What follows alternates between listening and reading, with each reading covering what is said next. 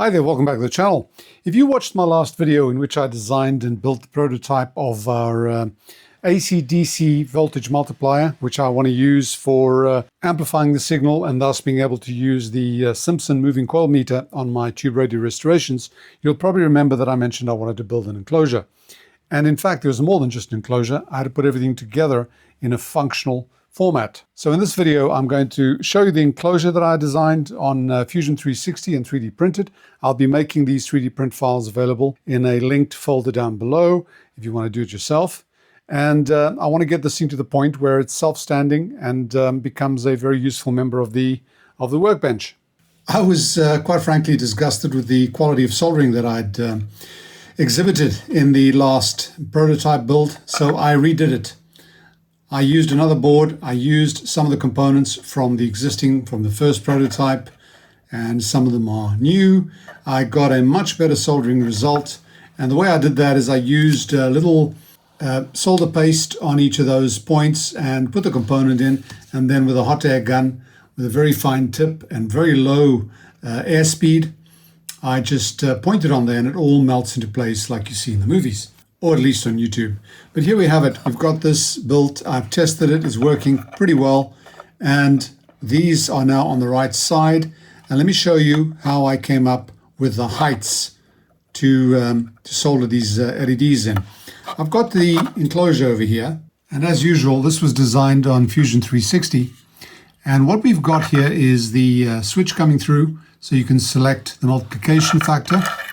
So it's actually like this. You can select whether you want to multiply the input signal by 10 or by 20, or leave both off and you have it multiplied by 2. We've got the clip LED, which is a red one. We've got the power LED, which is a green one. I've got the power switch on there, and I've got the AC or DC coupling over here. And this was the basis for designing this enclosure. This got a bit tricky because I needed to fit this in here, and also the battery and the battery holder and so on. So what I did was I did this in stages, and the way to actually figure out where to solder these guys is you put them in unsoldered, push them forward, and then solder them, and then cut off the leads. And now I've got to fit everything else in. Now this thing's going to be upside down like this, right? And it still has a 2mm lid on here. So I took that into consideration and spaced this accordingly. So this thing will just fit in here like that. It'll sit on the bench with the meter, and I don't have to have leads or anything like that. It just fits in perfectly. And the way that was done was leaving 2 holes on the enclosure over there, and then I just got 2 banana plugs without the back end, heated them a bit and pushed them in, and they now come through over here. And when this thing is in place, they've got to get soldered to the out. This is the output of this multiplier going to the moving coil meter. Okay, so that was the first step, and then the rest started fitting into place. The 2 sockets for the actual leads that are going to come in, so the input, I actually wanted to put it on here, but I didn't want to put them too close to the switching supply. This is the LT8330 voltage booster. So I figured that if I was going to get a very low level signal like this one, sort of going right by it, it might pick up noise. So I decided to put those on this side, and these are going to go like that. Okay, the switch also goes in here. So when this thing is on its working end, you'll have something like this, and the switch will be here, and you'll be able to see the LEDs on the top. What else do we have? Oh, the battery and the battery management system. This little thing fits in here, and the battery case will hold it in place.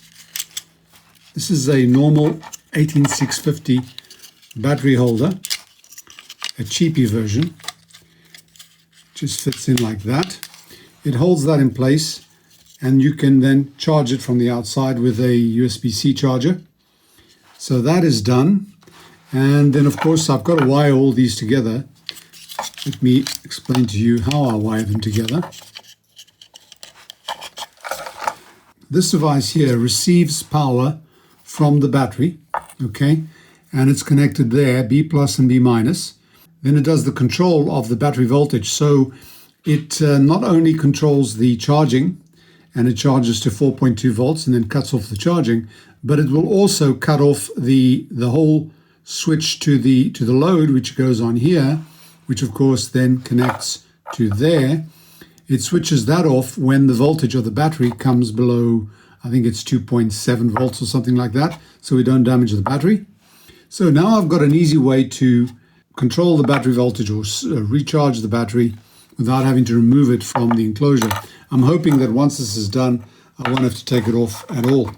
So that is all ready to be put in, and this is the tricky part, because soldering things inside an enclosure with very tight spacing has never been my great forte. I do tend to make a bit of a mess of it. I'm going to try and make an exception today. We'll see how it turns out, and then I will show you this in action on the bench with the meter and with the signal coming in. We'll be able to test the DC coupling and AC coupling as well. So that should be quite enlightening. But let me just quickly show you the design of the enclosure first. This is as small as I can make it, and it's going to sit like this. Now there is a cover, which I'll show you in a second. I had to measure the board and get these spacings correct so that the board fits into this sort of rim over here and gets held in place that way. I'll probably have to put a bit of a dab of hot glue on here just to make sure that the board doesn't lift. It may lift when you push the switch to change the selection there. Here we've got the two holes for the inputs. So those get pushed in and then sort of melted in place with a bit of help from the soldering iron on the tip of that banana plug. That goes straight into the meter, and then on this side we've got the two inputs, the positive and negative, which are really the sort of the multimeter leads that bring the signal in. The power switch is over here. It'll select AC or DC coupling depending on which way you switch it to. This is our USB port over there, and this is where the battery management system fits, and it fits very snugly so that when you push in a charging cable, it pushes the board to the back and doesn't let it rattle around. The battery holder goes along here. All these cutouts are to allow the wires to flow freely from the battery and the battery management system to the board itself. I'm hoping that fitting the board and wiring it up is not going to be too much of an issue, but we'll find out soon enough. Now, other than this, we've got the top cover, and that cover is the snap-on that snaps onto the top, which then becomes really the bottom. And there is one more thing, and that is I have designed a faceplate which has not worked very well. So here's the faceplate, and the idea is to 3D print it with different colors. And I've got the usual story, the logo and the descriptor here. Clipping, AC that way, DC the other way for power, and then times 10 or times 20. Now I've got a bit of a problem trying to print this because we've had quite a bit of humidity over here, and my filaments are suffering from it. I've been trying to print this top cover and not getting the results I want, which means that you won't see that on this video. I've got to buy some more filament that's dry and try it again. That is the enclosure. Well, that didn't work out too badly. I've actually soldered the inside of a device quite neatly. Right, we've got the battery in there. It's going to the charger and management system over there. We've got the supply coming to those 2 points there. On the board it says, what does it say? VBAT plus and VBAT minus. And then we've got the switch. The actual power section is on the underside. It's on that pole. Then I've got this top pole going to the AC and DC coupling selection. There are the two banana sockets for the input. So this is what you'd connect your probes to. And then those two are the output to the meter. So it all fits very, very well. And the lid fits very well as well. You just put it in there and clips into place. And when you put this down, we can just plug it in like that. It's all sitting on the same surface. To test it, I'm going to connect these two plugs in there. This is going to the signal generator. What I'm also going to do is I'm going to connect these two crocodile clips to the signal going into the meter so that we can see it on the scope. Let me just pull it out a bit. This is connected to the scope, so we'll be able to see what's going on. And now we're ready to test it. I've got a 1 volt RMS signal coming in here. I'm going to connect this to DC coupling. And we see on the meter over here that we've got 2 volts. Okay, so what do we have on the scope? Well, there we go. We've got our signal showing up there. Now what I'm going to do is I'm going to reduce this quite significantly because I want to put a DC offset on here. Let's imagine that our 1 volt RMS signal at 1 kilohertz is superimposed on a DC voltage. So I'm going to the signal generator. I'm going to put an offset of 1 volt. See that? It goes up, goes up, goes up. It's now at 4 volts. And what we're seeing here is something that's really muddled. It's taking the entire signal and multiplying it. And if I change the triggering on the scope, you can see that quite well. It's the same 1 volt RMS signal, but it is superimposed on the 4 volts DC. And the same will apply if I make this negative 4 volts.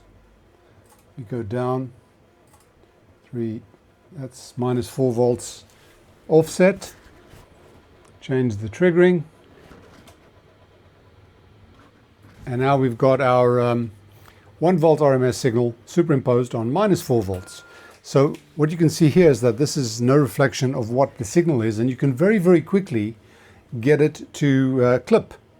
If I take this further, if I take this offset and make it bigger, it's clipping, okay? Now that's clipping with a 1 volt RMS signal, which doesn't make sense. It's a 1 volt RMS times 2, so I should be getting 2 volts RMS, but I'm clipping. I'm clipping here, and I'm just going out of range there. So if I change this to AC coupling, I've got my 2 volts RMS. And what you see on the screen now, or rather what the meter is seeing, is the 2 volts RMS AC coupled, because I have blocked the DC component coming into the meter over here. So it's working perfectly. Let's try the multiplication. If I go there and I multiply by 10, well, that's gone up quite a bit, hasn't it? And it's clipping. It's not being affected by the minus 5 volts, the offset, which I'm going to put back to 0. Okay, but it's still clipping because it's arrived at the limit. Remember, it was something like 4 point something that I mentioned, RMS. So if I take this down to 0.9, there we go, it's gone. And if we have a very small signal, say, let's call it 100 millivolts, and I can now multiply by 20. That's my 2 volts that you see over there. And I can go up quite a bit, and it's going to clip again. It's clipping at 500 millivolts, or just under 500 millivolts. So I've got this thing doing exactly what I want. Most of the time, I'll be using it on AC coupling. Sometimes when we're doing alignments, we want to measure the DC voltages, and they're very small, so I will have it on DC coupled, but most of the time when I switch it on, it will be on AC coupled. And then I can just switch it off. And then of course, if this thing gets low on battery, when I switch this on and I don't see anything there, if I don't see the LED coming on, then I just charge it with USB-C, and of course, a little while later, I will have power again. So I'm pretty pleased with this. The only thing that let me down was the 3D printing, because my filaments were all probably moist. So I've got to dry them out. I'm trying to figure out how best to do that. But I have drawn up the labeling on here just to make it visible for now. And that, bar the faceplate, is the end of this project, or the start of its life as a device on my workbench. As I mentioned earlier, I'll be making the 3D print files available on the shared folder down below in the Google Drive. So you can go ahead and download those and print them yourself. I will not be providing a BOM. I think this is something that any hobbyist can put together figure out the components and try it themselves if they wish. The link to the PCB is also down below. So if you want to go ahead, do so. Well, folks, I do hope you've enjoyed that. And if you have, click like, share, subscribe, and all that jazz. And if you want to support the channel directly, you can do so on Patreon and PayPal. Links are in the description below. So once again, thanks for watching. Bye for now. And most of all, stay sane.